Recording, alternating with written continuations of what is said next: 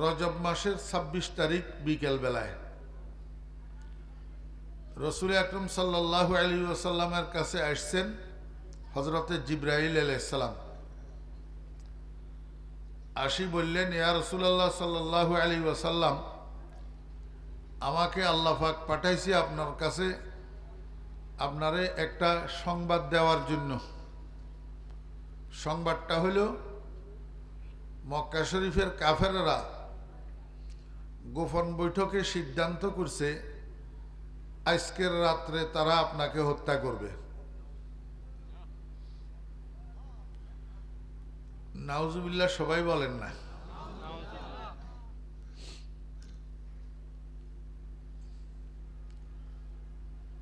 এখন আল্লাহ পাকের আদেশ হইল, আজকের রাতটা আপনি নিজের ঘরে নিজের বিছানায় যাপন না কইরা একটু স্থান পরিবর্তন করি অন্যত্র রাত্রে যাপন করবেন। এটা আল্লাহ পাকের আদেশ। আচ্ছা, আমাকে আপনারা একটু বলুন তো, আল্লাহ পাক যদি ইচ্ছা করতেন রসুল আকরম সাল্লাল্লাহু আলাইহি ওয়াসাল্লামকে স্থান পরিবর্তন না করাইয়া নিজের ঘরে নিজের বিছানায় শোয়াইয়া রাখিও হেফাজত করতে পারতেন কি পারতেন না? ইন্নাল্লাহা আলা কুল্লি শাইইন কাদির না। নবীজিকে নিজের ঘরে রাখিও তো আল্লাহ পাক হেফাজত করতে পারতেন, তাহলে স্থান পরিবর্তন করাইলেন কেন? দুনিয়ার মানুষকে এই কথা বোঝানোর জন্য যে আদ-দুনিয়া দারুল ওয়াসাইল, এখানে যাহা কিছু হয় মধ্যস্থতার মাধ্যমে হয়, সরাসরি কিছু হয় না।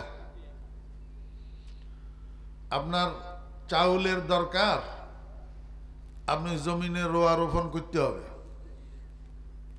ধানের গাছ লাগাইতে হবে, নতুবা চাউল আসবে না। আপনার দুধের দরকার, গাভীর স্তনের নিচে যাইতে হবে। আপনার মাছের দরকার, পুকুরে যাইতে হবে, নদীতে যাইতে হবে। আপনার সন্তানের দরকার, বিয়ে করতে হবে। আমের দরকার, আম গাছের কাছে যাইতে হবে। এখানে মাধ্যম ছাড়া কোনো কিছু হয় না। আল্লাহ পাক ইচ্ছা করলে গর্বিডার ভিতরে মানুষের ছেলে মেয়ে এমনি মাটির তুন বার করি লগে লগে দিয়ে দিতে পারে না জি, কিন্তু এটা আল্লাহ করে না। আল্লাহ কয় তুমি বিয়া করো, আগে বউ অর্জন করো, তারপরে সন্তানের আশা করিও। ঠিক আছে নি? ঠিক তদ্রূপ আল্লাহ পাক ইচ্ছা করলে মুহাম্মদুর রাসূলুল্লাহ সাল্লাল্লাহু আলাইহি ওয়াসাল্লামকে নিজের ঘরে রাখিও হেফাজত করতে পারতেন। আল্লাহ কয় যে বন্ধু এইটা হবে না, আপনি স্থান পরিবর্তন করেন, নিজের নিরাপত্তা আগে নিজে গ্রহণ করেন, তারপরে আমার উপরে তাওয়াক্কুল করেন। ইয়া আইয়ুহাল্লাযীনা আমানু খুযু হিযরাকুম, এক নম্বর কথা। দুই নম্বর কথা হইল, কিয়ামত পর্যন্ত রাসূল আকরাম সাল্লাল্লাহু আলাইহি ওয়াসাল্লামের উম্মতের যাদের সাথে নবীজির জীবনের আমলের মিল যত বেশি, তাদের উপরে জালেমদের পক্ষ থেকে নির্যাতন, হুমকি ধামকি বেশি। কথা বুঝেন নাই? আমার রাসূল আপনি স্থান পরিবর্তন করি আত্মগোপনে যান, যাতে আপনার উম্মতের দিনদাররা, পরহেজগাররা, আলেমেরা এরকম মামলার শিকার হইলে, ওয়ারেন্টের শিকার হইলে, গ্রেপ্তারি পরোয়ানা জারি হইলে নিজের ঘর বাদ দিয়ে অন্য জায়গায় আত্মগোপনে যাইতে পারে। দুনিয়ার মানুষ তখন যেন বলতে না পারে যে হুজুর তো আত্মগোপন করে, হুজুরের তাওয়াক্কুল কোথায়, এই কথা যেন বলতে না পারে। এরকম স্থান পরিবর্তন করি, আত্মগোপন করি, গ্রেপ্তারি পরোয়ানা এড়াই চলা, এটা তাওয়াক্কুলের পরিপন্থী না, এটা বুজুর্গির পরিপন্থী না। এটার দ্বারা রসুলের রেসালত যদি নষ্ট না হয় তো বুজুর্গর বুজুর্গি কিলে নষ্ট হইত। বুঝছেন নি ঘটনা? আল্লাহু আকবার। ঘুমের যখন সময় হইছে, রসুল আকরাম সাল্লাল্লাহু আলাইহি ওয়াসাল্লাম নিজের ঘরে ঘুমাইতে না যাইয়া গেছেন আরেক ঘরে। মজার বিষয় হইল, যেই ঘরে আত্মগোপন করতে গেছেন সেইখানে নবীজিরে পাইতে আরো সহজ।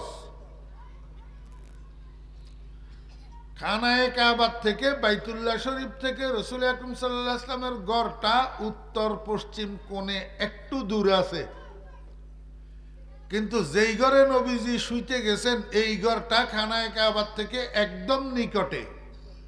বরং এই কথা বলা যায় তখন এর চেয়ে নিকটে আর অন্য কোনো ঘর ছিল না। এই ঘরটা হইল রসুল আকরাম সাল্লাল্লাহু আলাইহি ওয়াসাল্লামের চাচাতো বোন হযরতে আলী রাদিয়াল্লাহু আনহুর আপন বোন হযরতে উম্মে হানি বিনতে আবি তালেব রাদিয়াল্লাহু আনহার ঘর। এখানে নিয়ে শোয়াইলেন কেন আল্লাহ পাক? আল্লাহ পাকের ইচ্ছা হইল কাফেরের বাচ্চারা নবীজিকে আজকের রাত্রে নিচের দিকে নামাইতে চায়। কোথায়? কবরে নিচের দিকে নামাইতে চায়। আল্লাহ কয়, বেঈমানের বাচ্চারা, তোরা যেই রাত্রে আমার বন্ধুরে নিচের দিকে নামাইতেছস এই রাত্রেই আমি আমার বন্ধুরে উপরের দিকে উঠাম। এই জন্য যেই সেন্টার থেকে বন্ধুর ভ্রমণটা আমি শুরু করামু সেখান থেকে একটু কাছে রাত্রি যাপন করলে সুবিধা। দ্বিতীয় কথা হইল, এইটার দ্বারা উম্মে হানির কপাল খুলে গেছে। কারণ আজকের রাত্রের এই ঘটনাটা ইতিহাসে পরিণত হবে। ইতিহাস কিয়ামত পর্যন্ত এই ইতিহাসের চর্চা হবে। মানুষ এই ইতিহাসকে স্মরণ করবে, বর্ণনা করবে। যতজন মেরাজের ঘটনা বর্ণনা করতে যাবে উম্মে হানির নামটা মুখে না লইলে আদুরা হবে। কপাল খুলে গেল নি? দরা সব আচারাগে আহলে বিনস সাজায়ে আফরি সদা আফরিনস চুদৌলত সজ্জে বদ খাহা নেহানি সোবে দৌলত সরায়ে উম্মে হানি। ওই উম্মে হানির ভাঙ্গা ঘর যাইয়া দোজাহানের বাদশা আরাম করার কারণে এখন এটা শাহী প্রাসাদে পরিণত হইল। চুদৌলত সজ্জে বদ খাহা নেহানি সোবে দৌলত সরায়ে উম্মে হানি। রাসূলুল্লাহ সাল্লাল্লাহু আলাইহি ওয়াসাল্লামের তো জিবরাইলে শুধু এইটুকু বলছে যে, ইয়া রাসূলুল্লাহ, আপনি স্থান পরিবর্তন করে ঘুমাইয়েন, সামনের দিকে কি হবে আর কিচ্ছু বলে নাই। রাসূলুল্লাহ সাল্লাল্লাহু আলাইহি ওয়াসাল্লাম জানেও না। নবীজি নিশ্চিন্তে আরামসে বিনা টেনশনে যাইয়া ঘুমাই গেছে। রাত্রের যখন 12টা বাজছে, 11:59 নয়, 12:01 নয়, জাস্ট 12টা। দরজায় পড়ছে টোকা। আল্লাহর হাবিব জনাব রাসূলুল্লাহ সাল্লাল্লাহু আলাইহি ওয়াসাল্লামের ঘুম ভাঙে গেছে। নবীজি জিজ্ঞাসা করেন, মান আনতা, কে আপনি? বাহিরের থেকে আওয়াজ আসতেছে, আসসালাতু আসসালামু আলাইকা ইয়া রাসূলুল্লাহ, আনা জিবরাইল। হে আল্লাহর রাসূল, আপনার উপরে রহমত আর শান্তি বর্ষিত হোক, আমি জিবরাইল। রাসূল আকরাম সাল্লাল্লাহু আলাইহি ওয়াসাল্লাম বলেন, ভাই জিবরাইল, এই যে বিকাল বেলা না আপনি আমার সাথে কথা বলে গেলেন, এখন আবার কেন আসলেন এই গভীর রাত্রে, মধ্যরাত্রে? জিবরাইল আলাইহিস সালাম বলেন, ইয়া রাসূলুল্লাহ, আপনাকে একটু কষ্ট করে শোয়ার থেকে উঠি বাহিরে আসতে হবে।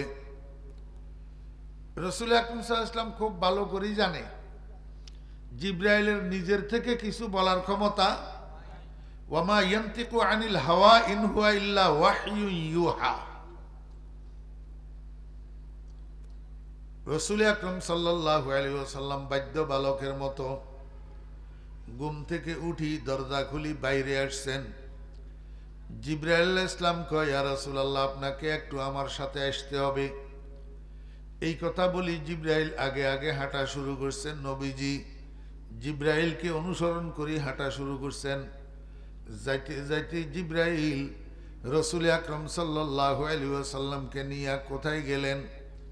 খানায়ে কাবা, বাইতুল্লাহ শরীফ, যেটারে আপনারা হাজী সাহেবরা তাওয়াফ করছেন, এইটার এক পাশে একটা রাউন্ড হাফ ওয়াল আছে। এই রাউন্ড হাফ ওয়ালের মাঝখানে একটা জায়গা আছে, এই জায়গাটাকে হাতিমে কাবা বলে। উপরে মিজাবে রহমত।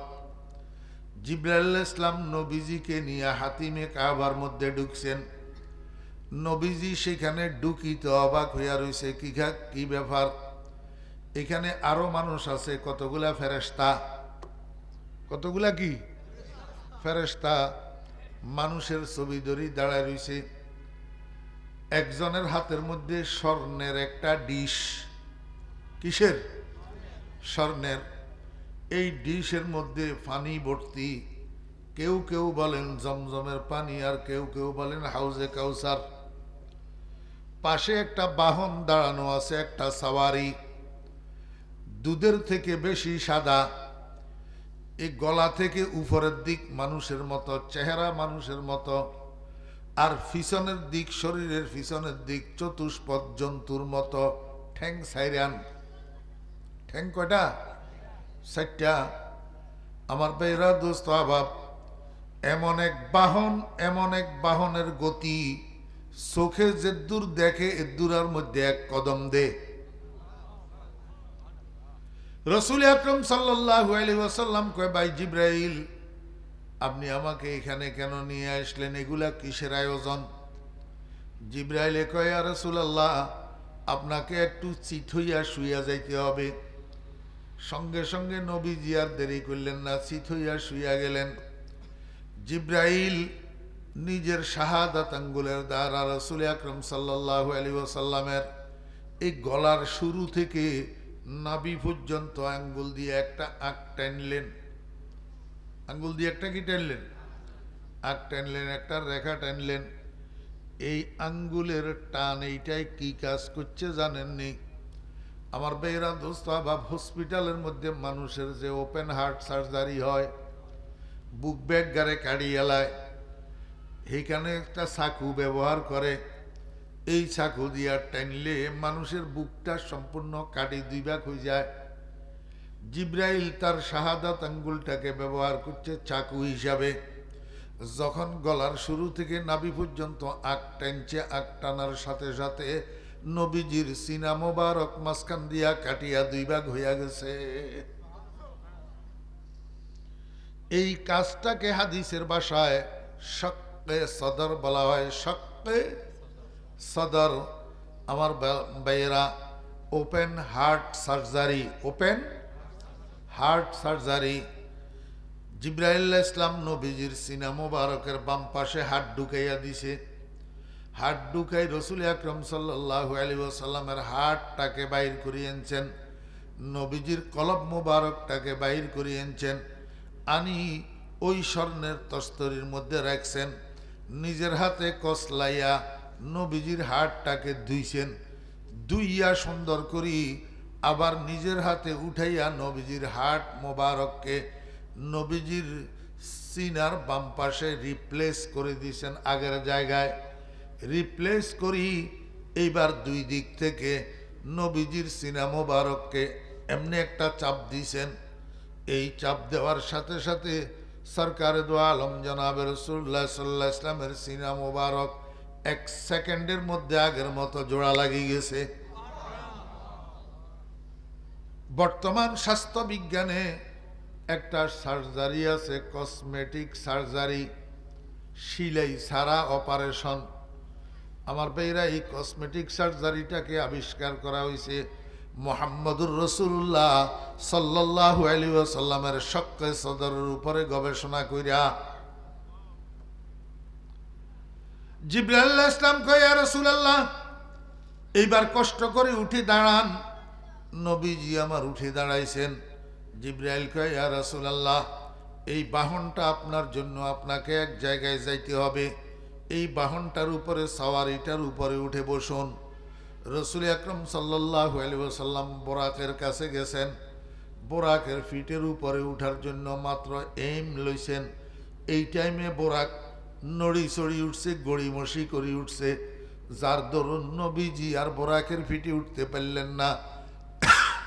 জিবরাইল কয়, ও বোরাক, কার সাথে বেয়াদবি করলি তুই? উনাকে চিনিস কিনা? উনিকে? উনি রহমতুল লিল আলামিন, উনি লাউলা কালামা খালাকতুল আফলাকের মেজদাক। যদি ইনি না হইতেন তুই বোরাক দুনিয়াতে অস্তিত্ব পাইতি না। উনার কারণে তুই ওজুদ পাইছত। কার সাথে বেয়াদবি করলি?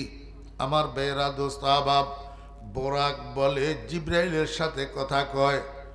বোরাকে কয়, বস, আপনি কি করি বুঝলেন আমি উনারে চিনি না? কি করি বুঝলেন আপনি উনাকে আমি চিনি না? উনাকে আমি ভালো রকম চিনি। কয়, তাহলে বেয়াদবি করলি কেন? বোরাকে কয়, আমি বেয়াদবির উদ্দেশ্যে গড়িমসি করি নাই, ভয়ে গড়িমসি করছি, ভয়ে। কয়, কিসের ভয়? বোরাকে কয়, বস, কিসের ভয় বুঝি আপনি জানেন না? আল্লাহু আকবার। কোরআন একটা ভারী জিনিস, ভারী। ইন্না সানুলকি আলাইকা কাওলান সাকিলা। কোরআন একটা ভারী জিনিস। এই ভারী কোরআনের ভার বহন করার জন্য আল্লাহ পাক রব্বুল আলামিন আসমানকে সাজিলেন। আসমান ভয়ে গ্রহণ করে নাই। জমিনকে অফার করছিলেন, জমিন ভয়ে গ্রহণ করে নাই। পাহাড় পর্বতকে সাজিলেন, পাহাড় পর্বত ভয়ে কাঁপা শুরু করছে। ওরে বাপরে বাপ, এত ভারী কোরআন আমি বহন করতে পারবো না। আসমা বারে আমা নতনা তাওয়া নস্ত কশিদ কোরআয়ে ফাল বনামে মনে দিওয়া নজদন। আমার বেরাদু সাহাব, শেষ পর্যন্ত এত ভারী কোরআনটা বহন করলেন ইনি মুহাম্মদুর রাসূলুল্লাহ সাল্লাল্লাহু আলাইহি ওয়াসাল্লাম। আমার ভয় হয়েছে এত ভারী কোরআন, যেটা আসমানে নিল না, জমিনে নিল না, পাহাড় পর্বতে নিল না, এই ভারী কোরআনটাকে যিনি বহন করছেন না জানি উনার ভার কত বেশি হয়।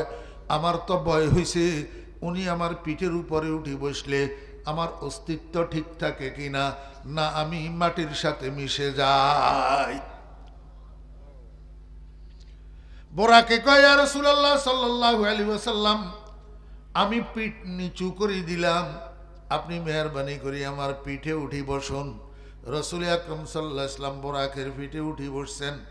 ডবল সাওয়ারি একই বোরাকের উপরে, পিছনে দি জিবরাইলও উঠি বসছে। দুজন রওনা হয়েছেন কোন দিকে? আমার ভাইয়েরা, যাইতে যাইতে বর্তমান জেরুজালেমের মসজিদে আকসা, যেই মসজিদটার আরেক নাম বাইতুল মুকাদ্দাস, যেই মসজিদটার আরেক নাম বাইতুল মাকদাস, যেই মসজিদটার আরেক নাম মসজিদে আকসা, তিনটা নাম।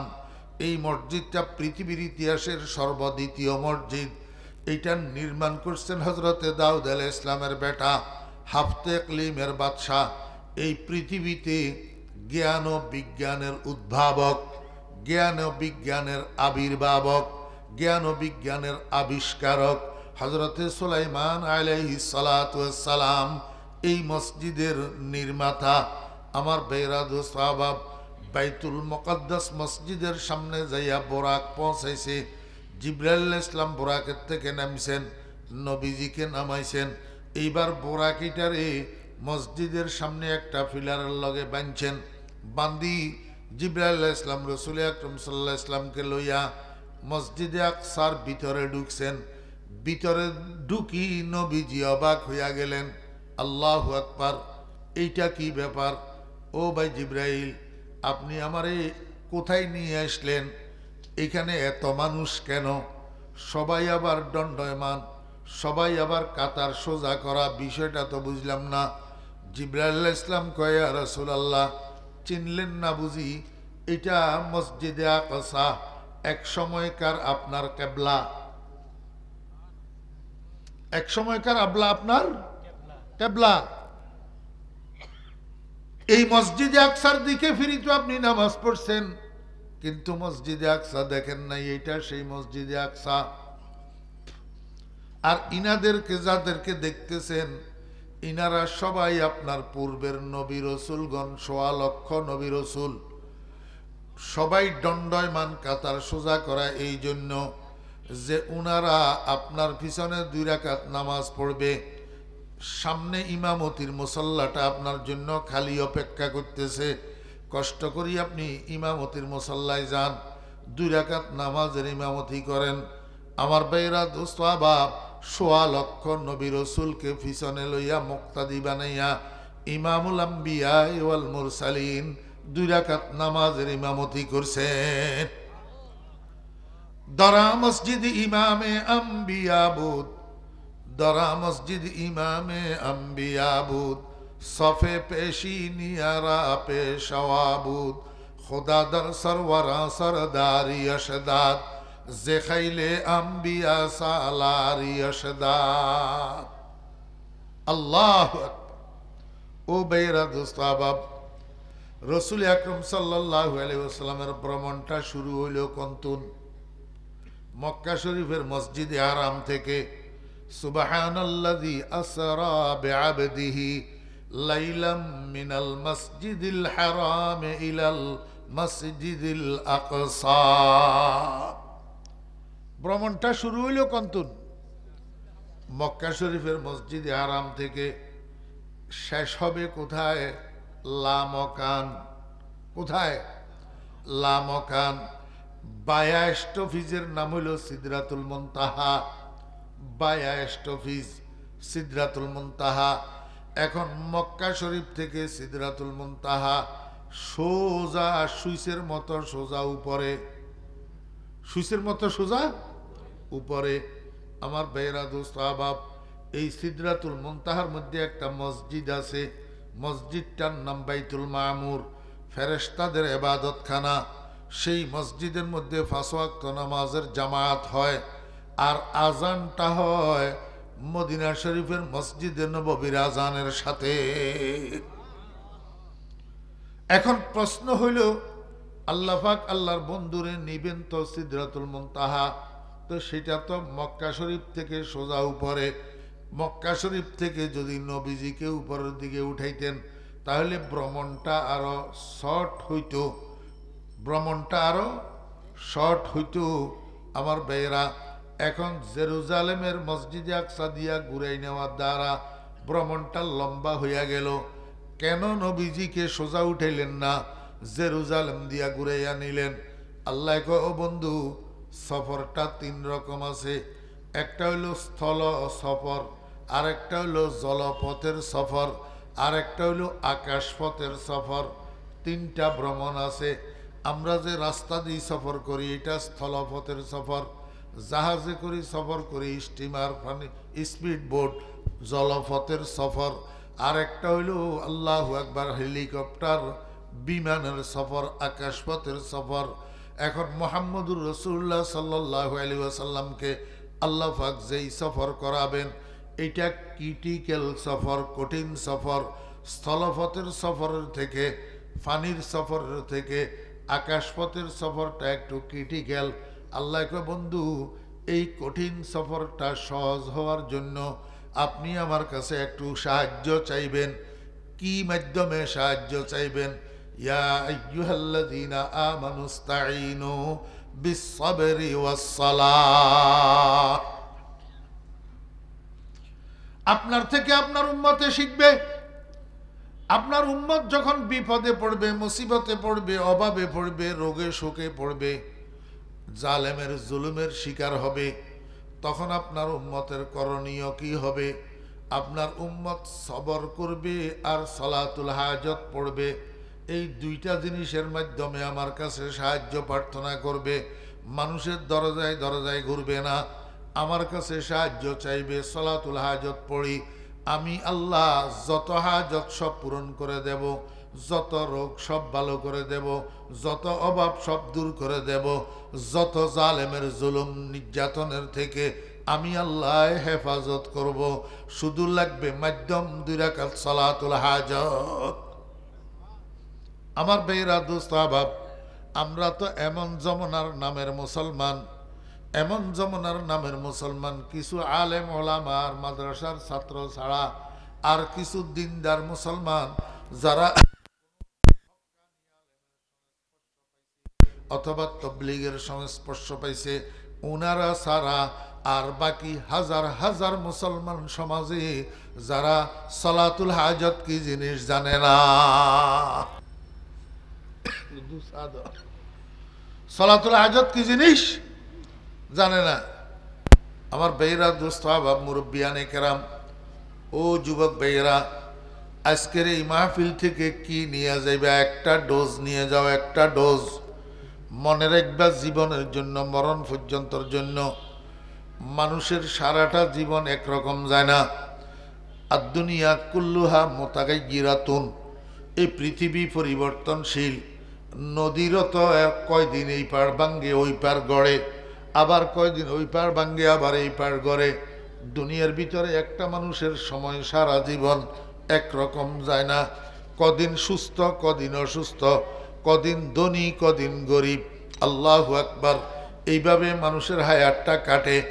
ও দুনিয়ার মানুষেরা, আমার ভাইয়েরা, দোস্ত আবাব, হঠাৎ যদি অসুস্থ হইয়া পড়ো, হঠাৎ যদি অভাবে পড়ে যাও, হঠাৎ যদি ঋণগ্রস্ত হইয়া যাও, কর্জদার হইয়া যাও, হঠাৎ যদি কোনো জালেম তোমার উপরে অন্যায়ভাবে জুলুম করতে থাকে, দুনিয়াওয়ালাদের কাছে যাইও না। দুনিয়াওয়ালাদের কাছে ইনসাফ নাই, দুনিয়াওয়ালাদের কাছে বিচার নাই। দুনিয়াওয়ালারা তোমাকে ন্যায় বিচার দিবে না। ভোর রাত্রে 4টার সময় ঘুম থেকে উঠো, 4 রাকাত তাহাজ্জুদের নামাজ পড়ো, সেই সাথে 2 রাকাত সালাতুল হাজত পড়ো। এইবার আল্লাহর দরবারে 2খানা হাত উঠাইয়া যদি সম্ভব হয় 2 ফোঁটা চোখের পানি দিয়া সমস্ত হাজতগুলো আল্লাহর সামনে পেশ করো। আল্লাহ কয়, বান্দা, তোর চাইতে দেরি আমার দিতে দেরি না।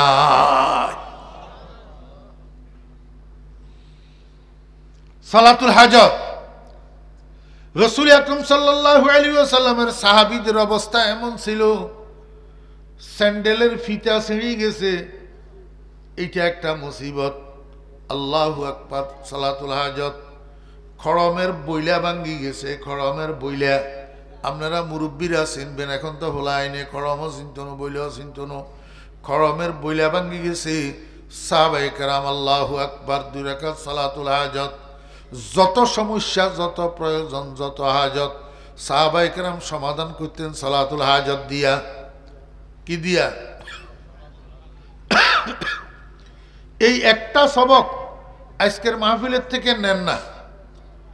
হুত অসুস্থ হয়েছে, কি ইরবেন? ডাক্তারের কাছে নেন, অসুবিধা নাই। ওষুধ করেন, চিকিৎসা করেন, অসুবিধা নাই। সাথে অজু করি, 2 রাকাত সালাতুল হাজত পড়ি। আল্লাহরে কনে, আল্লাহ, সন্তান তুমি দিছ কলিজার টুকরা, আমি তো দরখাস্ত করি নাই, আমার কলিজার টুকরাটারে তুমি সুস্থ করে দাও 2 রাকাত সালাতুল হাজতের উসিলায়। শুনেন, আলেমেরা আপনাদের কাছে সব পণ্ডিতি করে না, কিছু কিছু নিজের অভিজ্ঞতার থেকেও কয়। অভিজ্ঞতার থেকেও কয়। খালি মানুষের দুয়ারে দুয়ারে ঘুরিয়েন না, খালি ডাক্তারের দুয়ারে দুয়ারে ঘুরিয়েন না, কিছু হেবেটার দুয়ারেও কইয়েন। মাধ্যম বানাইবেন 2 রাকাত সালাতুল হাজত, মাধ্যম বানাইবেন 2 রাকাত সালাতুল হাজত। দেখবেন কঠিন থেকে কঠিন বিপদ আল্লাহ পাক উদ্ধার করে দিবে।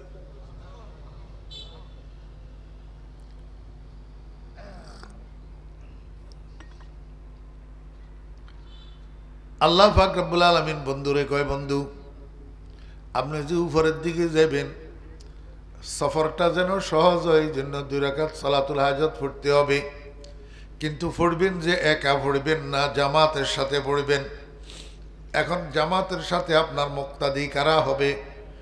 আপনার পূর্বের 1.25 লক্ষ নবী রাসূলকে আমি আপনার মুক্তাদি বানাবো। এতগুলা মানুষ একসাথে জামাতে নামাজ পড়ার মতো পরিধি তখনকার মসজিদে হারামের মধ্যে ছিল না, কিন্তু মসজিদে আকসার মধ্যে ছিল।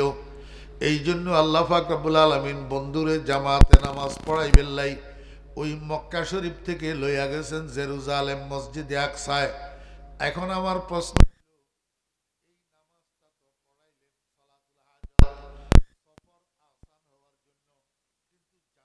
পড়াইলেন কেন? নবী রাসূলদেরকে আনলেন কেন? মুক্তাদি বানাইলেন কেন?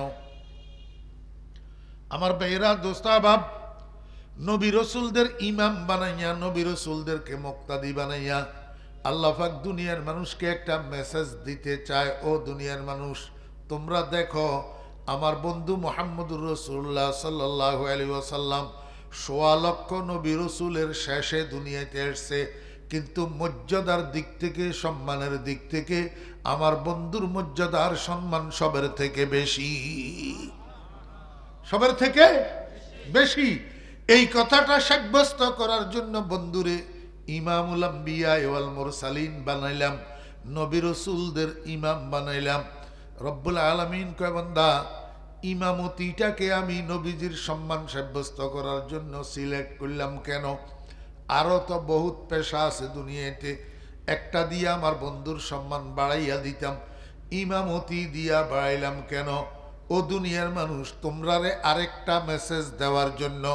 সেই মেসেজটা হলো দুনিয়াতে যত কাজ আছে, যত পেশা আছে, সব পেশার থেকে সম্মানের পেশা হইল ইমামতির পেশা।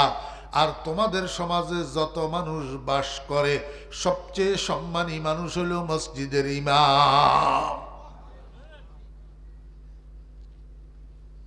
সুবহানাল্লাহ কর্ণ কইলে হিকাই দিলে কইয়েন, হিকাই দিলে কইয়েন। আর বাংলা ব্যাগে না হিকাই দিত আপনার ঘরে, হ্যাঁ ব্যাগে না হিকাই দি।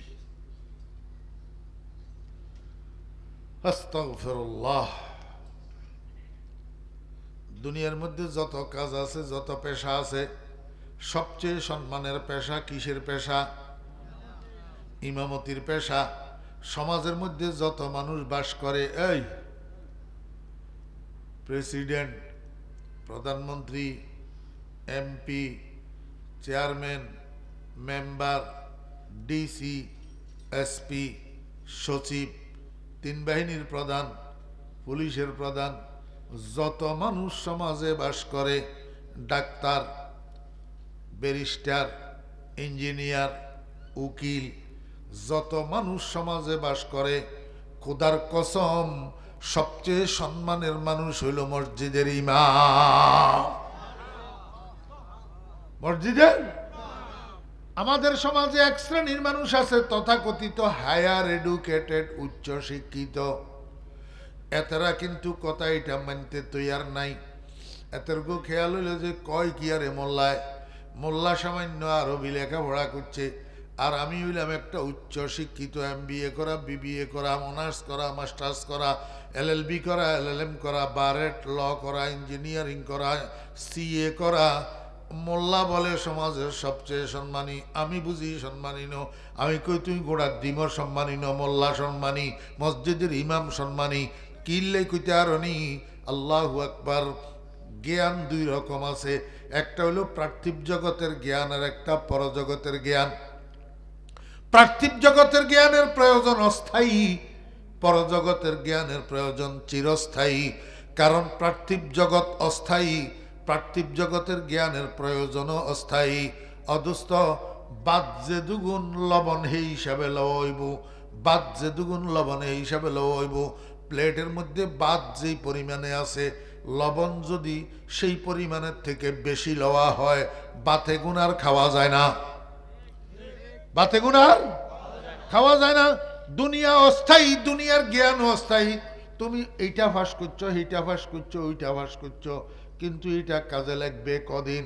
যদিন তোমার নিঃশ্বাসটা আছে ততদিন, যতদিন তোমার চোখগুলা খোলা আছে ততদিন।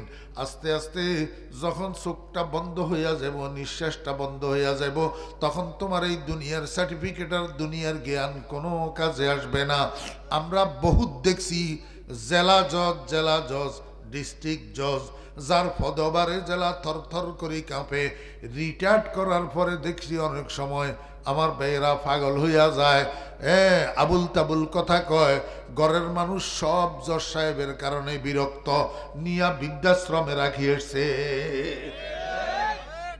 হ্যাঁ, অস্থায়ী নও আমার ভাইয়েরা। দোস্ত বাব, আমি মানলাম তুমি উচ্চশিক্ষিত, কিন্তু উচ্চশিক্ষিত হওয়ার কারণে তুমি সমাজের সবচেয়ে সম্মানী নও, কারণ তোমার কাছে পরজগৎকে সুসজ্জিত করার জ্ঞান নাই, যেটা মোল্লার কাছে আছে।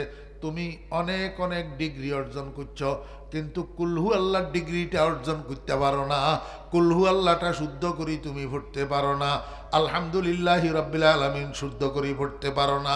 শুধু তাই নয়, তুমি আউযুবিল্লাহর বিসমিল্লাহটা শুদ্ধ করি পড়তে পারো না। তুমি স্টেজে বক্তব্য দেওয়ার সময় মানুষের মন বুলাই বেল্লাই বিসমিল্লাহ পড়ি বক্তব্যটা শুরু করো। গোড়ার ডিম বিসমিল্লাহটা তো তুমি শুদ্ধ করি কইতে পারো না। বিসমিল্লাহির রহমানির রহিম।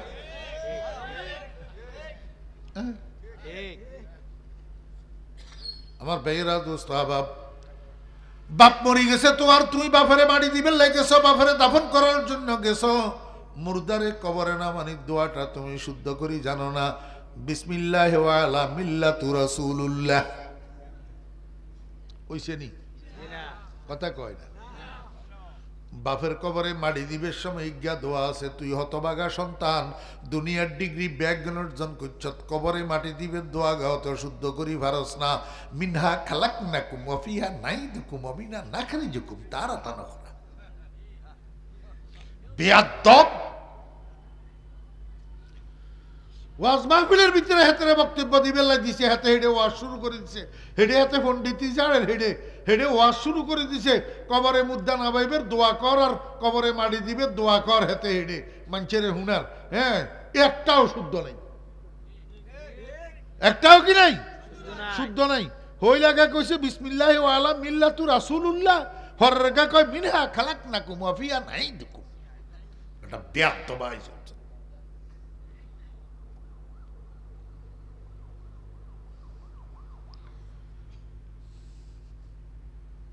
আমরা বাংলাদেশের কওমি মাদ্রাসার সর্বোচ্চ বোর্ড যেটা, এটার একটা নাম আছে, আরবি নাম আল হাইয়াতুল উলিয়া লিল জামিআতিল কওমিয়াহ বাংলাদেশ। এটারও তো উচ্চারণে করতে পারে না, জানলা কিন্তু দাঁত ভাঙি যাবে।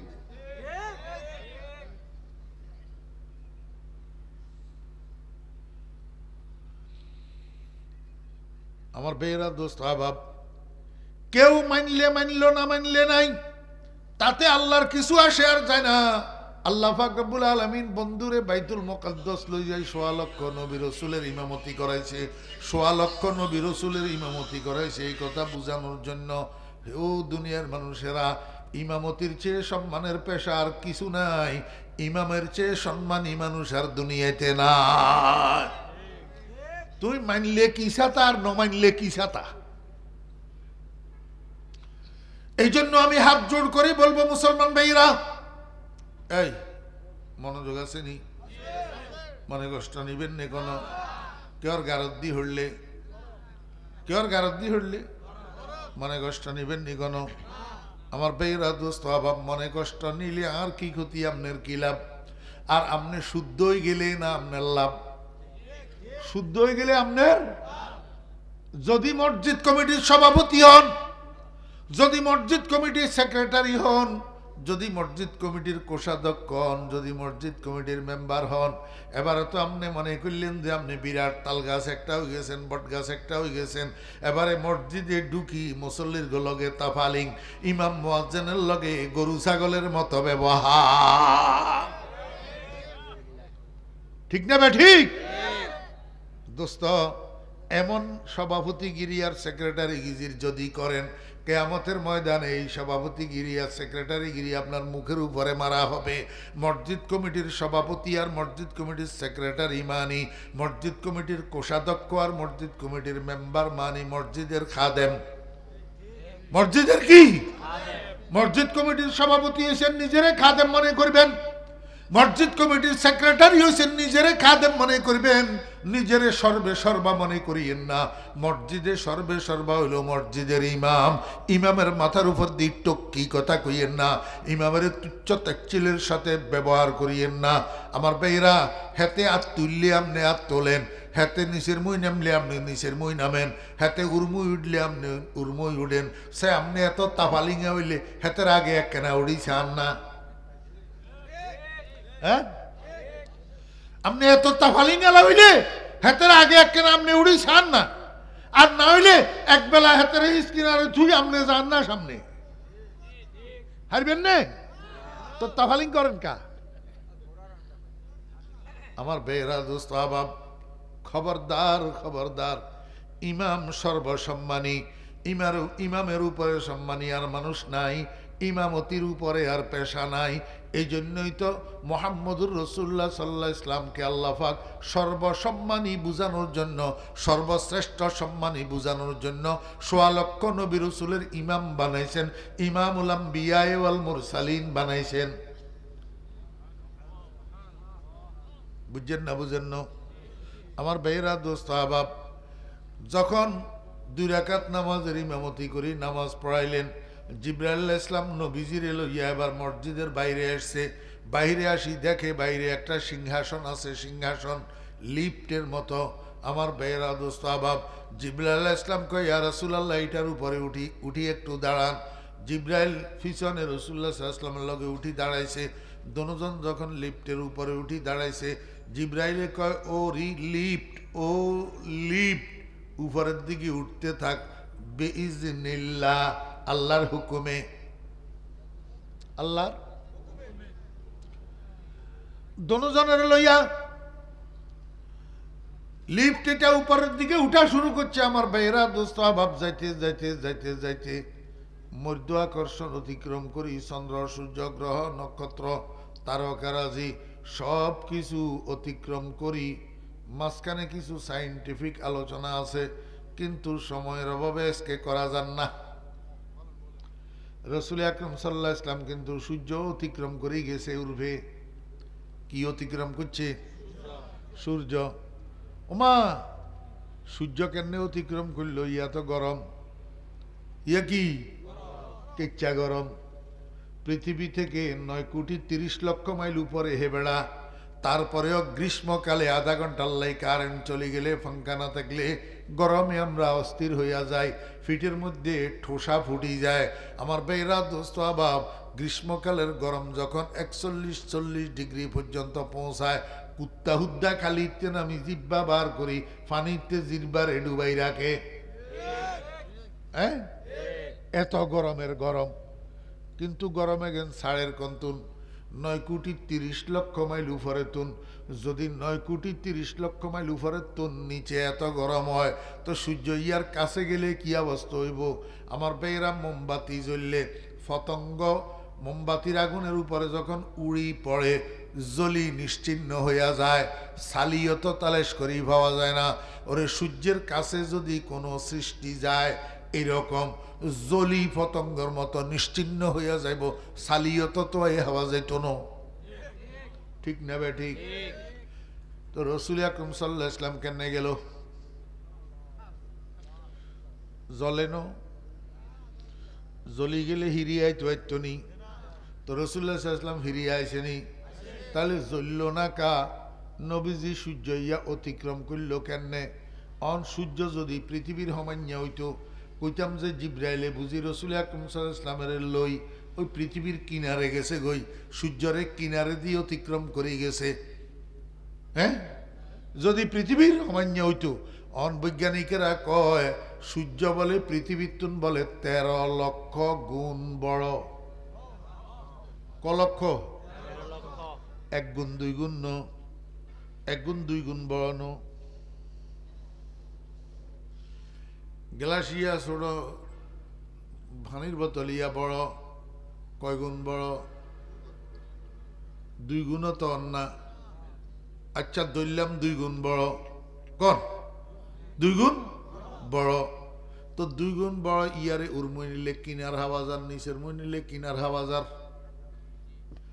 সূর্য যদি পৃথিবী তুন 1 গুণ বড় হইতো তাহলেও কইতাম যে জিব্রাইলে রসুল আকরম সাল্লাল্লাহু আলাইহি ওয়াসাল্লামের লই সূর্যর কিনারে গেছে, কই কিনার দিক ঘুরে গেছে, এই জন্য জ্বলে ন। অন্ত কজ যে সূর্য ইয়া বলে পৃথিবী তুন 13 লক্ষ গুণ বড়। তো 13 লক্ষ গুণ বড় হইলে সূর্য ইয়ার কিনার হওয়ানো তো সম্ভব ন। তাহলে নিশ্চয় মাঝখান দিয়ে গেছে, গই মাঝখান দিয়ে অতিক্রম করে গেছে। তো সূর্যের মাঝখান দিয়ে কি ছিদ্র আছে নি? তো গেল কেমনে? জ্বলল না কা, জ্বলল না কা। আমার ভাইরা দোস্ত আহবাব, রসুল আকরম সাল্লাল্লাহু আলাইহি ওয়াসাল্লাম কয়, আমি উম্মে হানির ঘর থেকে বাইর হইছি যে আমার গাল লগে লাগি দরজা যে লড়ি ছড়ি উঠছে। এই দরজার ভিতরে তালা একটা ঝুলাইন্যা আছিল, তালা হিটাও লড়ছে। দরজা যখন লড়ছে তালাও লড়ছে। আমি মেরাজের সফরের থেকে ঘুরি, আবার যখন উম্মে হানির দরজায় আইছি সেই সময়ও তালা হিটারে ডুলা অবস্থায় পাইছি। আপনারা কন না, মানুষের গাল লগে দরজা লাগি, দরজার লগে তালা লাগি, যদি তালা ইয়া ডুলে কয় ঘন্টা ডুলার থাকে? বলে 1 ঘন্টা। বলে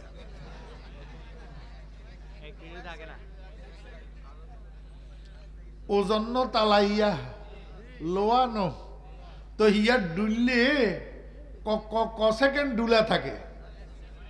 2, 4, 5, 10 সেকেন্ড। হেয়ার পরে ইয়া ডুলা থাকেনি।